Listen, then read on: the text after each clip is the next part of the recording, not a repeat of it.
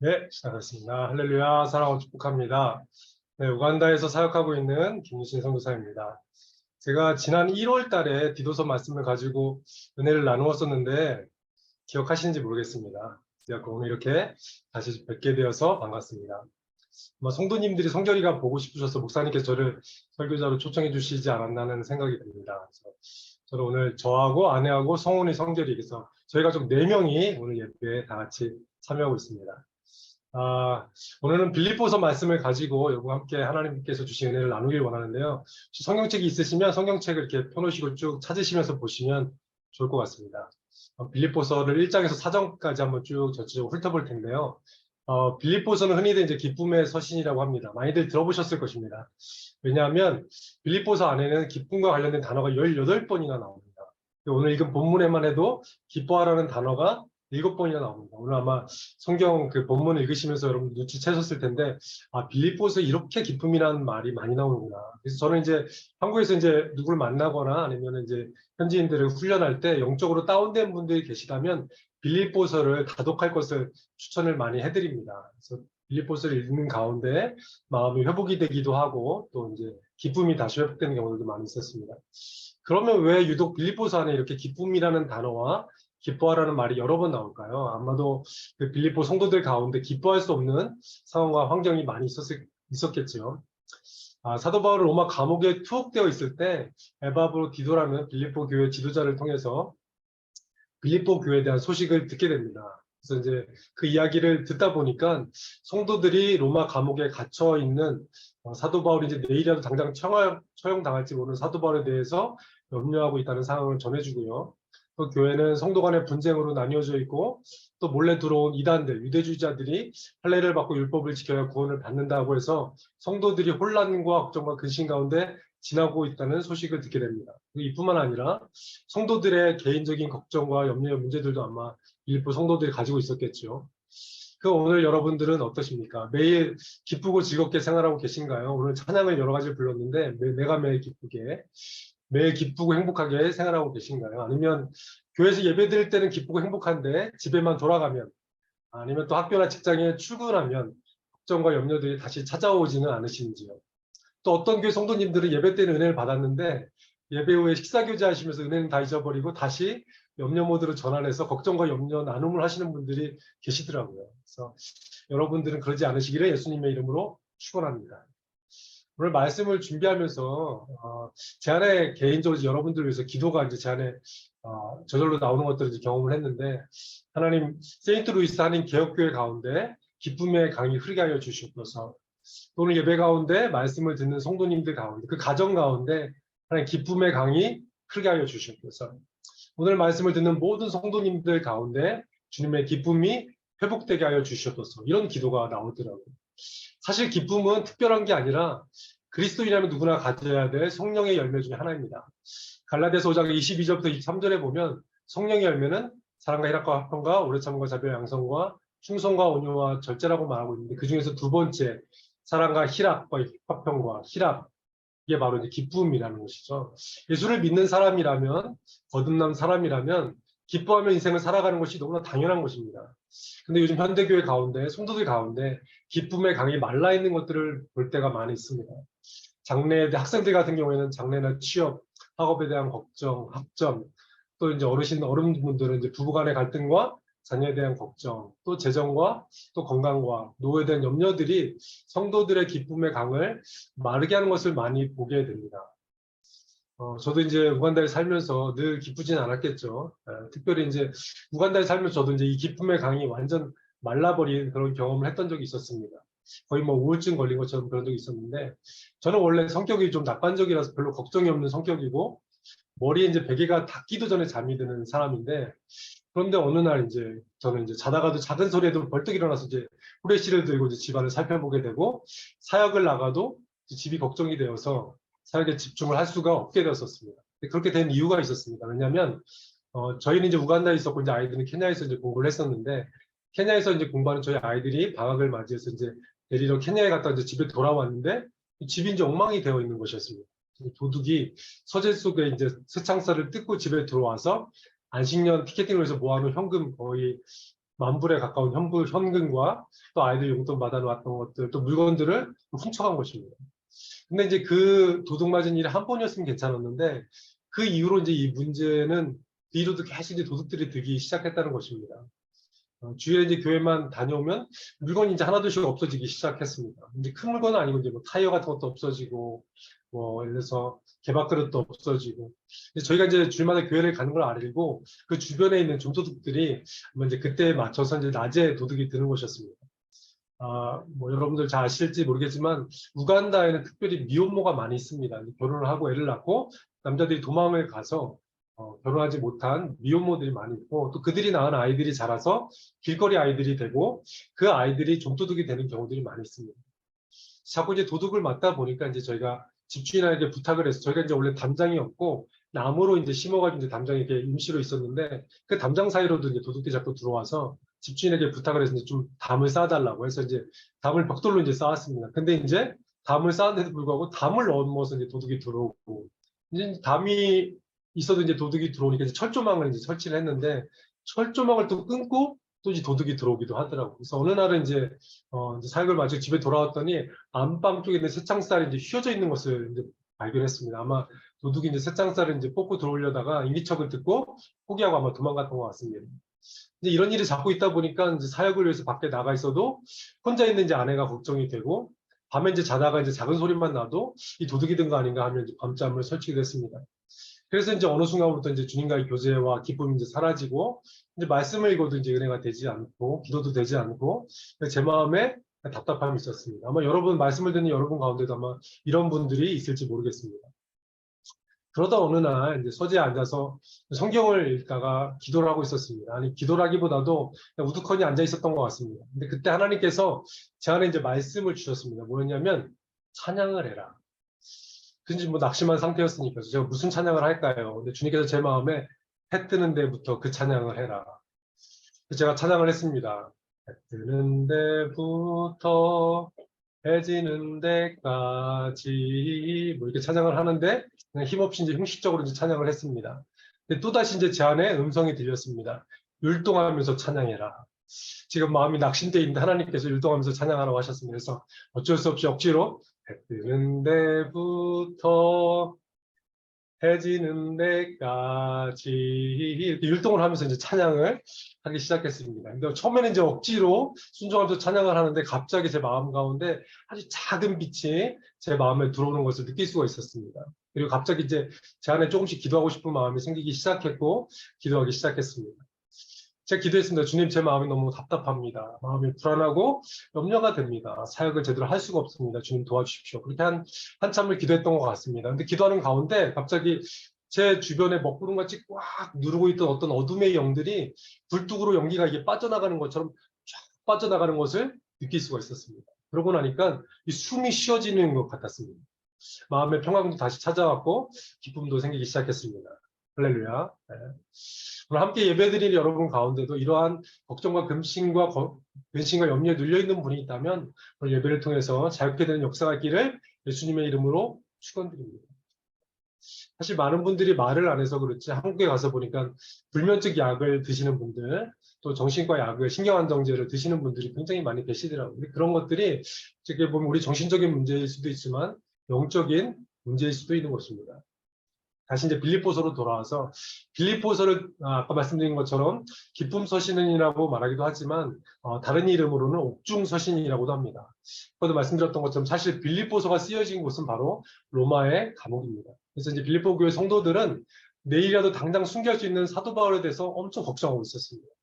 아마 여러분 생각해 보십시오. 최재봉 목사님이 갑자기 오늘 교통사고를 크게 당하셔서 병원 응급실에 입원해 계신다면 여러분 어떠시겠습니까? 가족 중에 누군가가 갑자기 전화를 하셔가지고 암 말기 진단을 받아서 언제 돌아가실지 모른다는 이야기를 듣는다면 걱정이 아마 안 되실 수가 없을 것입니다.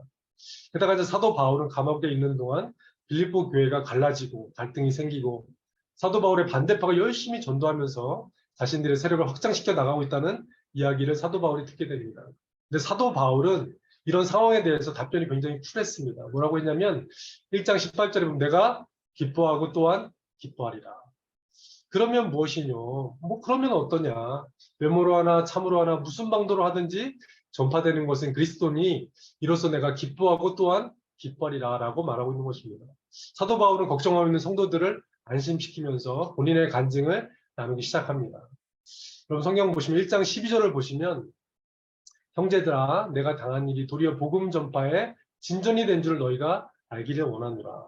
이러므로 나의 매임이 그리스도 안에서 모든 시대하는 것과 그 밖에 모든 사람들에게 나타났으니 사도 바울의 투옥으로 말미암아 사람들은 가로막힐 것이라고 복음이 가로막힐 것이라고 예상했을지 모르겠지만 사도 바울의 실제 상황은 사도 바울의 감옥의 투옥 때문으로 말미암아 오히려 시대 안에 복음이 전해지고 있었다는 것입니다. 사도 바울의 이런 모습에 도전을 받은 성도들이 더 열심히 목숨을 바쳐서 복음을 전하고 있었던 것입니다. 사도행전 16장에 보면 빌립보 교회가 세워진 배경 이야기가 나옵니다. 사도 바울이 원래는 이제 소아시아로 복음을 전하려고 했었는데 마게도냐 환상을 보면서 이제 마게도냐 유럽으로 이제 복음을 전하기 위해서 떠나게 되었고 그 첫 번째 성 유럽의 첫 번째 성이 바로 빌립보 성이었는데 빌립보 성에서 이제 복음을 전하기 시작했습니다. 그런데 사도 바울이 이제 복음을 전하고 있는데 점치는 귀신 들린 종 하나가 계속 따라다니면서 이런 얘기를 합니다. 이 사람들은 지극히 높은 하나님의 종입니다. 구원의 길을 여러분들에게 전하는 사람입니다. 라고 하면서 계속 이제 그 귀신 들린 종이 쫓아다니는 거예요. 근데 사도 바울이 이제 계속 쫓아다니니까 안타깝기도 하고 불쌍하기도 해서 그 여종에 들린 귀신을 쫓아냅니다. 근데 문제는 뭐냐면 그 여종에게 들린 귀신이 나가면서 그 여종이 더 이상 점을 칠 수 없게 된 것이죠. 그래서 그 여종의 주인들이 그 일에 대해서 너무 화를 내면서 바울과 신라를 고발하게 됩니다. 그래서 사도 바울과 신라가 많이 채찍에 맞은 후에 빌립보 감옥에 갇히게 된 일이 일어납니다. 여러분 잘 아는 것처럼 그곳에서 바울과 신라는 뭐 했습니까? 감옥에서 기도하고 찬양을 했죠. 근데 기도하고 찬양하는데 갑자기 지진이 나더니 옥문이 열리고 또 옥문이 열린 것을 보고 잠에서 깬 간수가 자살하려고 합니다. 근데 그것을 본 사도 바울이 우리가 여기 있다. 우리가 도망가지 않았다. 그 당시에는 만약에 죄수가 도망치면 그 죄수의 죄값을 그 간수에게 물어서 사형수라면 그 간수를 처형하는 일이 있었기 때문에 그 간수는 어차피 죽을 거 내가 자살해야지라는 생각으로 자살하려고 했을 때 사도 바울이 그것을 저지하는 것이죠. 그리고 이제 그 유명한 말씀이 있죠. 그래서 이제 그 간수가 사도 바울에게 그럼 우리가 어떻게 구원을 받을 수 있습니까? 이렇게 물어보는데 주 예수를 믿으라. 그리하면 너와 내 집이 구원을 얻으리로다. 이 얘기를 사도 바울이 하게 됩니다. 근데 그 일을 통해서 그 간수와 그 일가족에게 복음이 전해지고 세례받는 일이 있었던 것을 여러분 잘 알고 있으실 것입니다. 바울과 신라는 감옥에 제수로 갇힌 것이 아니라 선교사로 감옥에 파송받은 것이었습니다. 우리가 만약에 아파서 병원에 입원한다면 환자로 입원하는 것이 아니라 선교사로 병원에 파송받는 것입니다. 믿으십니까? 제가 아는 목사님 중에 어떤 한 목사님이 계시는데 목사님이 젊었을 때 신장이 다 망가지셔서 신장 이식 수술을 하셨습니다. 근데 최근에도 심장에 문제가 생겨서 심장 수술을 하게 된다는 글이 밴드에 올라왔었습니다. 근데 이 목사님이 뭐라고 거기에 쓰셨냐면 하나님께서 은혜를 주셔서 병원에 선교하러 갑니다. 사명 잘 감당하도록 기도해 주십시오. 얼마나 멋있습니까? 병원에 환자로 가고 수술로 가고 큰 수술이었기 때문에 심장을 떼내서 잠깐 뒀다가 다시 이제 이식을 해야 되는 큰 수술이었는데도 불구하고 이분의 고백은 하나님께서 은혜를 주셔서 병원에 선교하러 갑니다. 사명 잘 감당하도록 기도해 주십시오. 얼마나 멋집니까? 우리가 하나님께서 이런 일을 겪게 해주신다면 우리도 이런 고백을 하는 여러분 되었으면 좋겠습니다. 한국 교회에도 많은 외국 선교사님들의 헌신과 수고로 또 순교 위에 세워진 교회들이 많이 있습니다. 우간다에도 많은 선교사님들 중에 사역하시다가 또 때론 단기팀으로 왔다가 돌아가신 분들이 많이 있습니다. 말라리아에 걸려서 돌아가신 분들 계시고요. 또 여러 가지 사고로, 교통사고로, 또 여러 가지 건축 붕괴 사고로, 또 코로나로 또 암에 걸려서 돌아가신 분들도 있습니다. 세상의 눈으로 보면 참 이처럼 어리석어 보이는 일이 없을 것입니다. 젊은 사람이 단기 선교 왔다가 갑자기 심장마비로 죽기도 하고 말라리아에 걸려서 죽기도 하고 또 교통사고로 크게 다치기도 하고 하지만 그분들의 순교는 헛되지 않았습니다. 그분들이 순교하고 나서 선교지를 유심히 살펴보니까 그곳에 부흥이 있었던 것을 볼 수가 있었습니다. 한 선교사님의 순교로 이 형제와 가족들이 사역을 이어받아서 하시는 경우도 봤습니다. 학교 사역을 하시는 분이었는데 그분이 갑자기 이제 암으로 돌아가게 되셨는데 미국에 계시던 형제의 가족들이 오셔가지고 그 사역을 이어받아가지고 사역하는 모습을 본 적도 있고요. 단기팀으로 온 청년이 갑자기 심장마비로 차 안에서 죽는 일도 있었고 말라리아로 사망한 일도 있었습니다.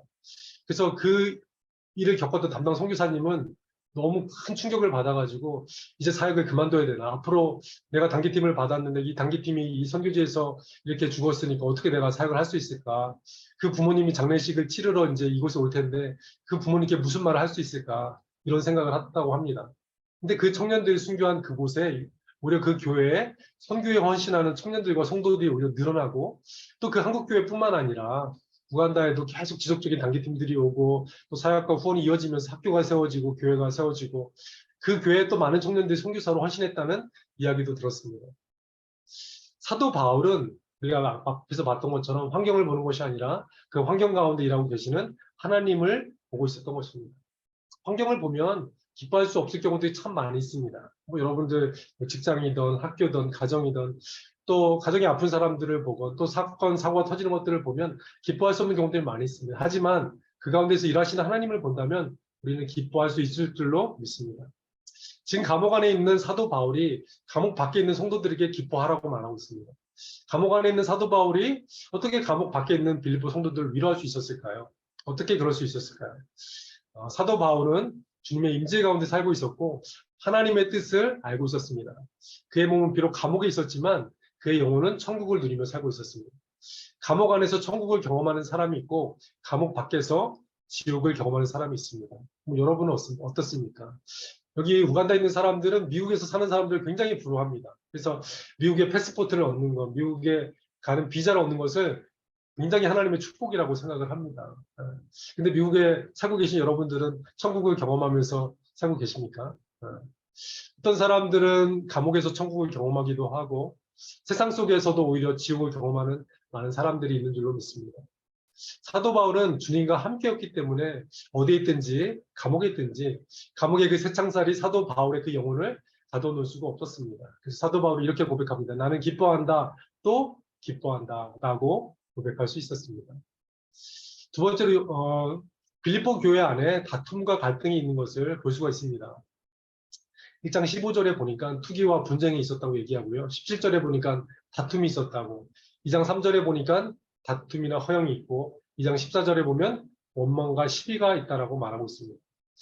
빌립보 교회 안에 다툼과 허영이, 원망과 시비가 또 갈등이 있었음을 우리가 알 수가 있습니다. 4장 2절에 보니까 유오디아와 순두계에게 같은 마음을 품으라고 사도 바울이 권면해 주고 있습니다.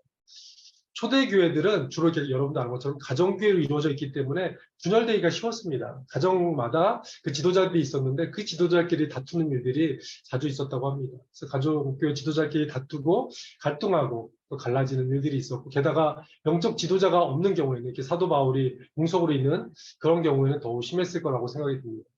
하지만 사도 바울은 다투고 있는 성도들을 야단치지 않았습니다. 부드러운 목소리로 같은 사랑을 가지고 한 마음 한 뜻을 가지라고 말하고 있습니다. 나보다 남을 아껴 여기고 그리스도 예수의 마음을 가지라고 권면하고 있습니다. 그러면서 2장 17절에 보니까 이렇게 말하고 있습니다. 만일 너희 믿음의 재물과 봉사 위에 내가 나를 관제로 드릴지라도 나는 기뻐하고 너희 무리와 함께 기뻐하리니 이와 같이 너희도 기뻐하고 나와 함께 기뻐하라고 말하고 있습니다. 여기서 보면 너희 믿음의 재물과 봉사 위에 내가 나를 관제로 드릴지라도 라고 말하고 있는데 여기서 관제라는 것은 여러분 아실지 모르겠지만 구약에서 제사 드리는 방법 중에 하나입니다. 화제를 드릴 때 그 재물에다가 포도주나 술이나 기름이나 이렇게 피를 뿌려서 함께 태우는 제사 방법을 바로 관제라고 합니다. 이 말은 다른 말로 뭐냐면 빌립보 성도들을 위해서 내가 사도 바울이 내가 죽고 피를 흘려도 나는 기뻐할 수 있다 이런 얘기를 하는 것입니다. 1장에서 사도 바울은 그렇게 고백했습니다. 복음만 전해진다면 나는 괜찮다. 나는 기뻐할 수 있다. 2장에서는 빌립보 성도들을 위해서라면 여러분을 위해서라면 저는 죽어도 기뻐하고 기뻐할 수 있습니다. 이와 같이 여러분들도 나와 함께 기뻐하십시오 라고 말하고 있습니다. 사도 바울이 처음에는 1장에서 뭐라고 했다고요? 나는 기뻐합니다. 근데 2장에서는 뭐라고 얘기하고 있냐면 여러분 나와 함께 기뻐하십시오. 사도 바울이 기쁨의 근원이 되는 거죠. 내가 먼저 기뻐하고 여러분도 나와 함께 기뻐하십시오 라고 말하고 있는 것입니다. 근데 한번 이 상황을 한번 생각을 해보십시오. 부모님이 여러분들이 힘들게 일하고 밤늦게 퇴근해서 집에 돌아왔는데 집에서 막 우당탕탕 소리가 나고 뭐 깨지는 소리가 나고 막 해서 집에 얼른 들어가 봤더니 자녀들이 막 심하게 싸워가지고 막 코피가 터지고 얼굴에 멍이 들고 막 서로 머리채를 잡고 막 씩씩거리고 있다고 한번 상상해 보십시오. 여러분 마음이 어떠시겠습니까? 아주 속상하시겠죠. 뭐 야단치시겠죠. 엄마 아빠가 힘들게 일하고 들어왔는데 너희들 뭐 하는 거냐? 그럴 거면 집에서 당장 나가! 뭐 이렇게 말하실 수도 있으시겠죠. 근데 사도 바울은 이제 그렇게 하지 않았던 것입니다. 그들을 용서해주고 품었던 것이죠.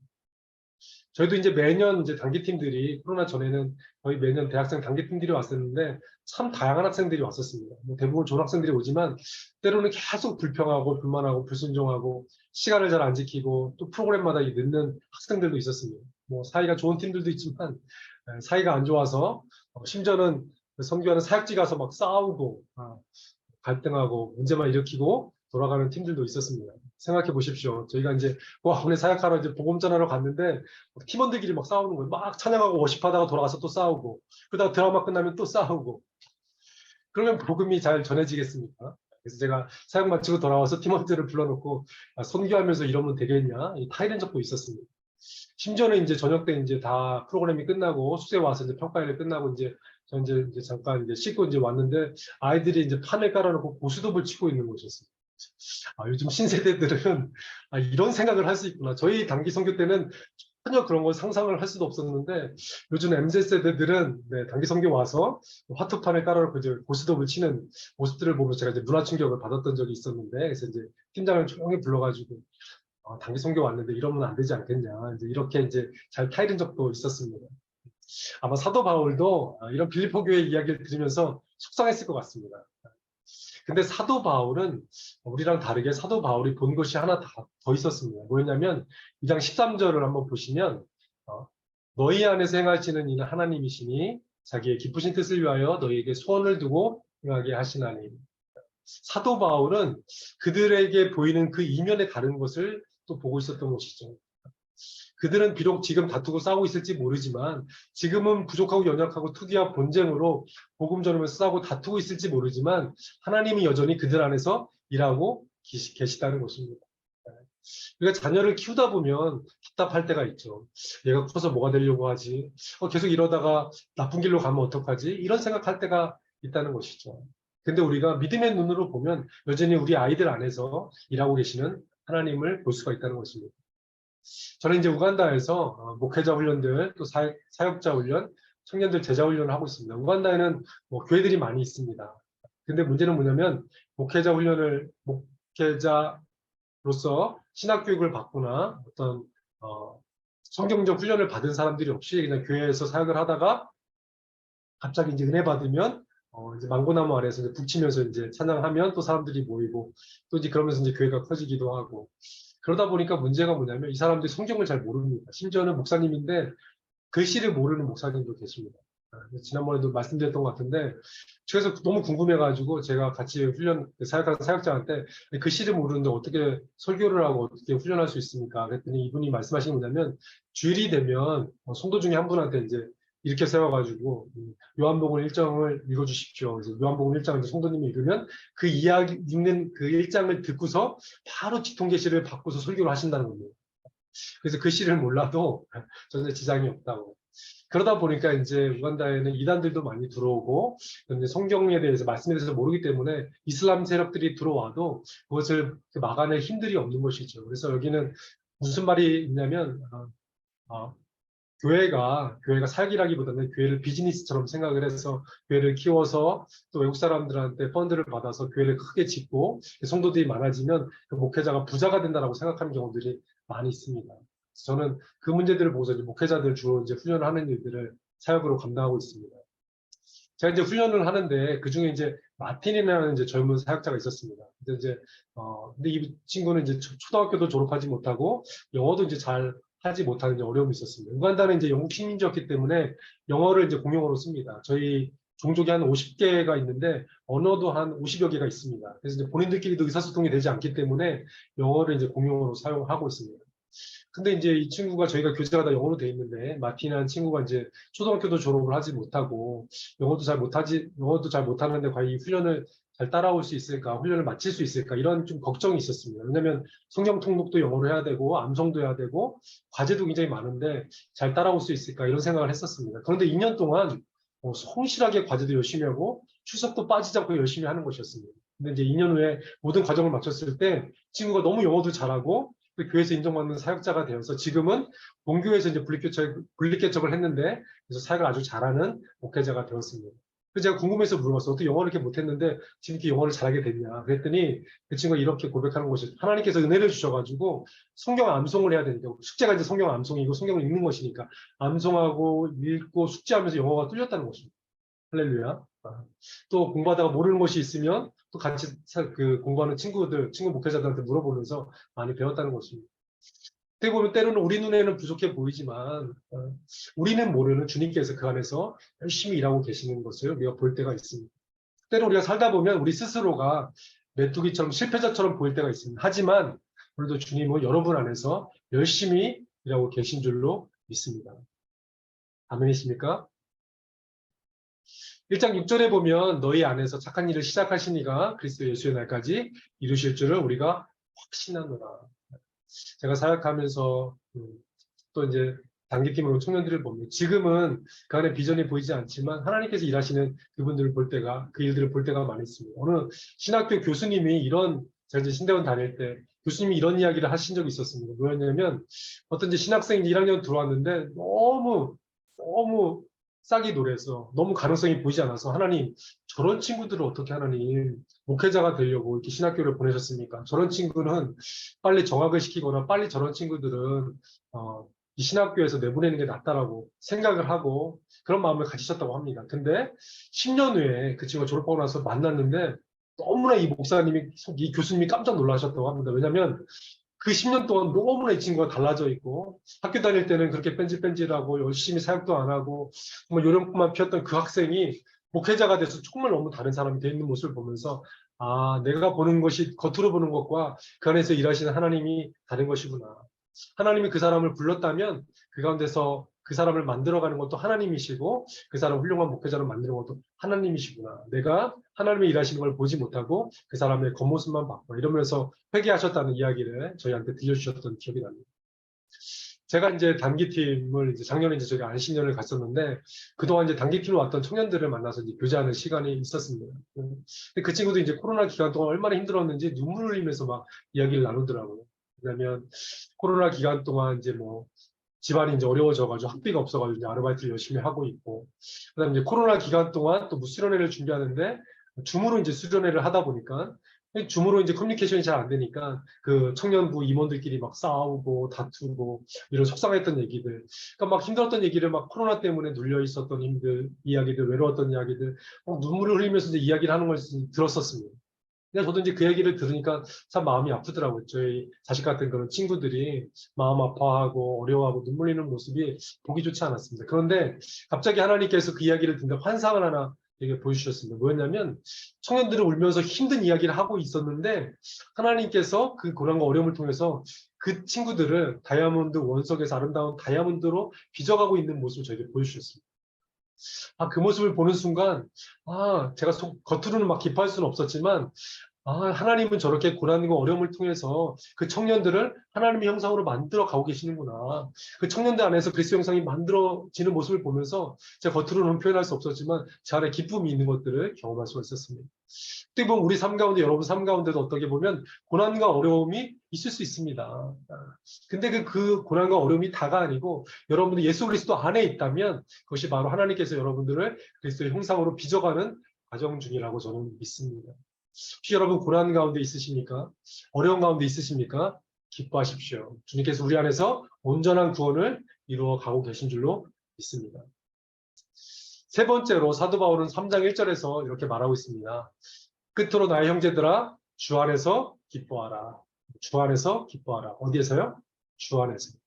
1장에서는 제가 이렇게 말했다고 했죠. 나는 기뻐한다. 2장에서는 내가 기뻐하니까 나와 함께 너희도 기뻐하라. 3장에서는 기뻐하는데 어떻게 기뻐해라? 주 안에서 기뻐하라. 이야기하고 있습니다. 이 주 안에서가 중요한 것이죠. 그러면서 빌립보 성도들에게 2절에서 경고의 말을 전하고 있습니다. 3장 2절에 보면 개들을 삼가고 해악하는 자들을 삼가고 몸을 상해하는 자들을 삼가라고 하고 있습니다. 이것은 어떤 의미냐면 지금 빌립보 교회 유대주의자들이 이제 들어와서 이제 이단의 사설을 이제 펼치고 있었는데 유대주의자들 조심하고 율법으로 구원받는다고 하는 자들을 조심하고 할례 받아야 한다고 하는 자들 조심하라는 말인 것입니다. 빌립보 교회 안에 유대주의자들이 들어와서 교회를 혼란스럽게 하기 시작했습니다. 여러분 교회 안에 이단이 들어와서 아마 신천지가 들어와서 여러분 교회를 어렵게 한다고 한번 생각해 보십시오. 얼마나 복잡한 일이 있겠습니까? 그러나 사도 바울은 주 안에서 기뻐하라고 말하고 있습니다. 왜? 우리에게 참 구원이 있다. 저들이 우리에게 구원이 없다라고 말할지 모르지만 우리에게 참 구원이 있고 우리가 진정한 할례파다. 하나님의 성령으로 봉사하고 그리스도 예수로 자라나고 육체를 신뢰하지 않는 우리가 진짜 할례파다. 3장 20절에 보면 우리의 시민권은 하늘에 있는지라 라고 말하고 있습니다. 지금 이 세상에도 이단들이 성도들을 유혹하면서 자기들에게만 참 구원이 있다라고 합니다. 또 세상의 여러 매체들을 통해서 세상에서는 우리에게 참 기쁨을 줄 수 있다라고 유혹하고 있습니다. TV 광고를 보면 이런 차를 타면 여러분은 행복할 수 있습니다. 이런 집을 가지면 여러분들은 가족을 행복하게 할 수 있습니다. 또 젊은 친구들에게는 여러분들이 이런 근육질의 몸매를 가지면 이성들이 좋아할 것입니다. 또 이런 아름다운 몸매를 가지면 남성들이 나를 좋아할 것입니다. 이렇게 세상이 이 젊은 친구들을 유혹하고 있습니다. 그래서 요즘 헬스장에 가면 건강을 위해서도 운동하는 친구들도 많지만 보여주기 위해서 관상용으로 운동하고 몸을 만드는 친구들이 많이 있습니다. 그러나 사도 바울은 이렇게 얘기하고 있습니다. 그러나 3장 7절에 보면 그러나 무엇이든 내게 유익하던 것을 내가 그리스도를 위하여 다 해로 여길 뿐더러 또한 모든 것을 해로 여김은 내 주 그리스도를 아는 지식이 가장 고상하기 때문이라. 내가 그를 위하여 모든 것을 잃어버리고 배설물로 여김은 그리스도를 얻으려는 것이라. 내가 어떤 가장 가치 있고 귀한 것을 가지고 있을지라도 그것보다 더 가치 있는 예수 그리스도를 만난다면 그것이 더 이상 가치 있게 느껴지지 않는 것이죠. 사실 사도 바울은 히브리인이었고 율법적으로도 흠이 하나도 없고 열심으로는 교회를 박해하는 사람이었습니다. 하지만 그리스도를 얻는 것이 가장 소중하기 때문에 모든 것을 배설물로 여긴다는 것이었습니다. 사도 바울에게 얼마나 많은 유혹이 있었고 핍박이 있었겠습니까? 하지만 진짜를 경험한 사람은 가짜에 흔들리지 않는다는 말이 있습니다. 예수 그리스도의 참 가치를 깨달은 사람은 어떤 것과도 바꾸지 않고 타협하지도 않습니다. 예수 안에서 진정한 기쁨을 경험한 사람은 세상의 기쁨에 견눈질하지 않습니다. 세상의 기쁨은 순간이고 언젠가는 다 사라질 것들이기 때문입니다. 빌립보 3장 18절 19절에 보면 여러 사람들이 그리스도의 원수로 행하느니라. 그들의 마침은 세상을 따라 사는 그들의 마침은 멸망이요 그들의 신은 배요 그 영광은 그들의 부끄러움에 있고 땅의 일을 생각하는 자라. 하지만 우리의 시민권은 하늘에 있는지다 라고 말하고 있습니다. 우리는 하늘에 속한 사람인 것이죠. 그래서 하늘의 것을 생각하며 사는 사람들인 것입니다. 그래서 골로새서 3장 1절부터 2절에 보면 너희가 그리스도와 살리심을 받았으면 위의 것을 찾으라. 위의 것을 생각하고 땅의 것을 생각하지 말라. 위의 것을 바라보며 살면 우리에게 참 기쁨이 채워지는 것을 경험할 수가 있습니다. 제 아내의 간증인데요. 저희가 부룬디에서 사역할 때였습니다. 아내가 음식을 하는데 갑자기 이런 생각이 들어왔다고 합니다. 참기름이 조금만 있으면 음식을 맛있게 할 수 있는데 참기름이 조금만 있으면 계란 후라이도 좀 더 맛있게 할 수 있는데 그런데 갑자기 그 다음부터 갑자기 마음이 너무 속상해지기 시작했다는 것입니다. 사랑하는 가족들에게 맛있는 음식을 해주지도 못하는 것이 속상하고요. 아프리카 부룬디에서 참기름을 구할 수 없다는 것이 너무 속상했다는 것입니다. 그렇게 속상해하고 있는데 마음속에서 하나님의 음성이 들렸다고 합니다. 하나님의 나라는 먹는 것과 마시는 것이 아니요 오직 성령 안에서 의와 평강과 희락이라. 이 말씀이 딱 들리는 순간 정신이 번쩍 차려지면서 깨달음이 왔다는 것입니다. 그렇지. 하나님의 나라는 먹는 것과 마시는 것에 달려있지 않지.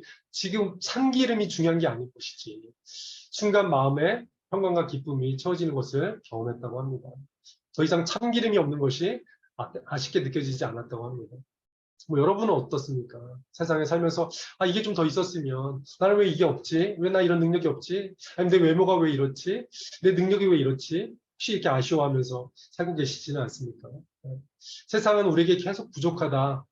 이것만 더 가지면 행복해질 수 있다. 돈만 더 있으면 더 큰 기쁨을 느낄 수 있을 거라고 우리를 욕합니다. 하지만 진정한 기쁨은 하나님 나라 안에 주님 안에 진정한 평강과 기쁨이 있는 줄로 믿습니다. 네, 마지막으로 사도 바울은 편지를 정리하면서 마지막 당부의 말들을 남기고 있습니다. 4장 4절에 보면 주 안에서 항상 기뻐하라. 내가 다시 말하노니 기뻐하라. 아까 1장에서는 그렇게 말한다고 말씀드렸죠. 나는 기뻐한다. 기뻐하고 기뻐한다. 2장에서는 너희들 나와 함께 같이 기뻐하라. 3장에서는 주 안에서 기뻐하라. 4장에서는 한 단어가 더 들어갔죠. 주 안에서 항상 기뻐하라라고 말하고 있습니다. 3장에서는 주 안에서 기뻐하라고 했었는데 4장에서는 주 안에서 항상 기뻐하라고 말하고 있습니다. 누구나 항상 기뻐하고 싶습니다. 그런데 그렇게 안 되는 이유가 있습니다. 그것은 바로 염려 때문에 그렇습니다. 아마 여러분들 가운데 염려가 없으신 분들은 없을 거라고 생각이 듭니다. 아무리 기뻐하려고 하더라도 우리 마음에 갑자기 찾아오는 염려를 우리가 어떻게 할 수가 없을 때가 많이 있습니다. 염려가 찾아오면 우리의 기쁨도 한순간에 다 사라져 버린 것들을 경험할 때가 있습니다. 염려가 있으면 설교가 들리지도 않습니다. 말씀이 우리 안에서 열매를 맺을 수도 없습니다. 아마 여러분 가운데 지금 염려가 있다면 제가 하는 설교가 하나도 귀에 들리지 않을지도 모르겠습니다. 마태복음 13장에 보면 4가지 땅에 떨어진 씨의 비유가 나옵니다. 거기 보면 가시떡이 위에 떨어진 씨는 가시가 자라서 씨가 자라지 못하게 막는다고 하고 있습니다. 말씀을 듣지만 세상의 염려와 재물의 유혹 때문에 말씀이 막혀서 결실하지 못한다라고 말씀하고 있습니다. 염려라는 헬라어는 나뉘다라는 뜻이 있습니다. 염려는 우리의 마음을 나뉘게 하고 생각을 나뉘게 하는 것이죠. 그래서 공부에 집중할 수도 없고 일에도 집중할 수도 없고 예배에도 집중할 수 없도록 만들게 합니다. 염려는 스트레스를 불러일으켜서 건강에도 좋지 않게 만드는 것을 여러분 잘 알고 계십니다. 사도 바울은 이 기쁨을 방해하는 염려의 문제를 어떻게 해결할 수 있는지 그 비법을 오늘 알려주고 있습니다. 알고 싶으십니까? 네. 4장 6절에 보면 이렇게 말씀하고 있습니다. 아무것도 염려하지 말고 다만 모든 일에 기도와 간구로 너희 구할 것을 감사함으로 하나님께 아뢰라. 그리하면 모든 지역에 대한 하나님의 평강이 그리스도 예수 안에서 너희 마음과 생각을 지키시리라. 사도 바울은 감옥에 있으면서 이 비결을 깨닫게 된 것이죠. 염려가 들어올 때마다 감사함으로 기도하라는 것입니다. 감사하며 기도할 때 염려가 우리한테 들어온 것들을 막아낼 수 있는 것이죠. 1장에서는 나의 감옥생활에 대해서 염려하지 마라. 복음이 잘 전해지고 있다. 감사해라. 2장에서는 교회 갈등에 대해서 염려하지 마라. 너희 안에서 행하는 이는 하나님이시다. 감사해라. 3장에서는 이단에 대해서 염려하지 마라. 너희가 진정한 할례파이고 구원이 너희에게 있다. 너희는 하늘 시민권자이다. 감사하라. 감사하라. 그러면 하나님의 평강이 너희 마음과 생각을 지켜주실 것이다. 하나님의 평강이 우리 마음과 생각을 지키신다면 우리는 진정으로 기뻐할 수 있습니다. 저희 이제 첫째가 캐나다에서 이제 처음 유학하러 갔을 때 너무나 힘든 일이 많이 있었습니다. 그래서 저한테 아빠 너무 힘든데 성경을 어디를 좀 읽으면 좋을까요? 그런 얘기를 저한테 물어봐가지고 그러면 빌립보서를 한번 1000번 읽어봐 이렇게 이야기를 했습니다. 저희 집은 일단 읽으면 기본 1000번씩은 있습니다. 1000번을 한 1년에 걸쳐서 1000번을 읽었습니다. 이제 만나는 분들마다 이제 저희 아들한테 이제 궁금하시잖아요. 1000번 읽으면 어떤 깨달음이 있을지. 그래서 이제 물어봅니다. 성훈아, 네가 빌립보서를 1000번 읽었다고 하는데 어떤 깨달음이 있니? 그랬더니 이제 첫째가 이렇게 대답합니다. 특별히 1000번이라고 해서 말씀이 다 외워지는 것도 아니고 다만 그 염려가 이렇게 들어오려고 하면 이 빌립보서 4장 6절 말씀이 그냥 떠오르면서 염려하지 말고 오직 모든 일 기도와 간구로 감사함을 하나님께 아뢰라. 이 생각이 말씀이 딱 떠오르면서 염려가 오려고 하다가 염려가 그냥 오는 길에 사라진다고 하는 이야기를 들은 적이 있습니다. 혹시 여러분 가운데 걱정과 염려가 있는 분들이 있습니까? 오늘부터 빌립보서를 한번 100번 읽어도 염려가 사라지지 않는다면 한 1000번 아니면 적어도 빌립보서 4장 6절 7절 말씀을 외워보신다면 우리에게 걱정이 들어올 때 걱정이 확대돼서 우리에게 들어온 것이 아니라 걱정이 들어오다가 소멸되는 놀라운 역사가 있을 줄로 믿습니다. 네. 여러분은 어떻습니까? 감사 생활을 잘하고 계십니까? 아니면 불평 생활을 하고 계십니까? 야고보서 1장 2절에 보면 내 형제들아 너희가 여러 가지 시험을 만나거든 온전히 기쁘게 여기라 라고 말하고 있습니다. 시험을 만나거든 뭐 하라고요? 온전히 기쁘게 여기라. 그래서 저희 가족은 시험을 만날 때마다 부르는 찬양이 있습니다. 그 찬양이 뭐냐면 제가 짧게 한번 불러보겠습니다. 잘해주시네 잘해주시네 잘해주시네 하나님은 언제나 잘해주시네. 좀 더 있지만, 저희 집에 도둑이마저도 가족이 다 같이 찬양을 잘해주시네, 잘해주시네. 저희 첫째가 대학에 떨어져서 개비할 때도 아빠 저 대학에 떨어져서 잘해주시네, 잘해주시네, 잘해주시네. 어느 날 이제 저희 성결이가 그 케냐에서 공부하고 있었는데 성결이가 이제 저 우간다에 있는 저희한테 전화를 했습니다. 그래서 이제 엄마 아빠를 기억해주기 전화해주니까 얼마나 기특합니까? 그래서 저희 부부가 갑자기 성결이가 이제 전화해준 게 고마워서 찬양을 불러주시는 잘해주시네 잘해주시네 이렇게 이제 찬양을 불렀더니 저희 성결이가 이제 갑자기 이제 심각해지기 시작했습니다. 그런데 갑자기 찬양이 다 끝나고 나서 하는 말이 있었습니다. 뭐였냐면 아빠 우리 또 도둑 맞았어요? 하도 저희가 도둑 맞았을 때 이 찬양을 불렀더니 저희 아이들이 이 찬양을 부르면 뭔가 이렇게 불길한 느낌이 온다고 하는 얘기를 들었는데 도둑을 맞아도 잘해주시고 캐나다에서 미국에서 아프다는 이야기를 들어도 저희가 함께 잘해주시네 잘해주시네 잘해주시네 이 찬양을 다 같이 부릅니다. 그래서 집에 도둑이 들어도 문제가 생겨도 뭐 어떤 일이 있어도 다 잘해주시는 곳이더라고요. 어느 날 이제 도둑이 이제 와서 다 훔쳐가서 이제 저희가 잘해주시는 찬양을 이렇게 집에서 이렇게 부르고 있는데 하나님께서 갑자기 제 마음 가운데 그런 마음을 주시더라고요. 은혜와 평강을 확 이렇게 부어주시면서 그런 깨달음을 주셨습니다. 선교사가 어차피 나누어주러 선교지에 왔는데 이 도둑 형제님들이 와서 알아서 필요한 것들을 가져가니까 얼마나 감사한 일이냐. 우리는 구제사역을 힘 하나도 안 들이고 코로나 기간 동안 선교사님들은 막 그 현지 찾아가서 이제 구제사역 하느라고 바쁜데 우리는 도둑들이 알아서 필요한 것들 개밥그릇도 가져가고 와서 필요하면 옷들도 가져가고 얼마나 감사하냐. 우리가 스스로 산 것도 없는데 하나님이 우리를 통해서 너무 구제사역을 잘해주신다. 이걸 아멘으로 받으면 하나님이 다 사역한 걸로 쳐주신다고 하니까 감사하더라고요. 할렐루야. 주님이 잘해주신 줄로 믿습니다. 그래서 데살로니가 전서 5장 16절 17절에 보면 항상 기뻐하라 쉬지 말고 기도하라 범사에 감사하라 이런 그리스도 예수 안에서 우리를 향하신 하나님의 뜻입니다. 하나님이 우리에게 바라시는 것이 있는데 바로 그게 우리가 기뻐하고 기도하고 감사하는 것입니다. 사도 바울이 빌립보 교인들에게 바라는 것은 이것이었습니다. 염려하지 말고 주 안에서 하나가 되어서 항상 기뻐하라는 것이었습니다. 설교를 준비하는 가운데 제 마음에 하나님께서 찬양 하나를 생각나게 해주셨습니다. 이따가 부를 찬양인데 나주님의 기쁨 되기 원하네. 나주님의 기쁨 되기 원하네. 내 마음을 새롭게 하소서. 이런 찬양이죠. 우리는 주님을 기쁘게 해드리기 위해서 무언가를 열심히 하려고 합니다. 교회 봉사도 하고 성가대도 하고 성경 공부도 하고 전도도 열심히 합니다. 어떤 분은 주님의 기쁨이 되기 위해서 선교사가 되고 목회자가 되기도 합니다. 주님의 기쁨이 되기 위해서 선교사역을 열심히 감당하기도 합니다. 그런데 주님은 우리가 주님 안에서 기뻐할 때 우리가 주님의 기쁨이 된다라고 제 안에 말씀해 주셨습니다. 주님은 우리가 주님을 위해서 무엇인가를 열심히 하는 것보다 우리가 주님 안에서 기뻐하는 것을 가장 기뻐하십니다. 사실 부모는 자식이 뭔가 특별히 뭐 상을 받거나 뭐 정말 올해일을 받거나 이런 것이 기쁜 것이 아니라 그저 자식이 행복해하고 기뻐하는 모습만 봐도 그렇게 기쁘지 않습니까? 마찬가지로 하나님도 우리가 주님 안에서 기뻐하고 즐거워하고 행복하는 것 그거 자체를 기뻐하시는 하나님인 줄로 믿습니다. 여러분도 주님의 기쁨이 되기를 원하십니까? 그렇다면 주님 안에서 하나가 되어 서로 사랑하며 염려하지 않고 주님을 신뢰하며 기뻐한다면 여러분이 주님의 기쁨이 될 줄로 믿습니다. 그렇게 해서 주님의 기쁘게 드리는 성도님들 되시기를 예수님의 이름으로 축원합니다. 제가 기도하겠습니다. 살아계신 하나님 아버지, 오늘도 주의 귀한 말씀 주시니 감사합니다. 우리가 주님 안에서 항상 기뻐하는 성도님들 되기를 간절히 원합니다. 하나님, 우리가 주님 안에서 항상 기뻐하는 한 사람 한 사람 되기를 원합니다. 주님께서 구원의 큰 선물을 주셨는데 우리가 세상 것을 바라면서 뭔가 더 필요하다고 느끼면서 불평하고 불만족했던 적이 있음을 주 앞에 고백합니다. 우리 마음을 새롭게 하여 주셔서 우리 눈이 땅의 것을 바라보지 않고 하늘의 것을 바라보는 우리 한 분 한 분 될 수 있도록 은혜를 베풀어 주시옵소서. 또 날마다 최고로 잘해주시는 그 하나님을 삶 속에서 경험하며 또 복음을 전하는 한 분 한 분 될 수 있도록 축복하여 주시옵소서. 감사드리며 예수님의 이름으로 기도드렸습니다. 아멘.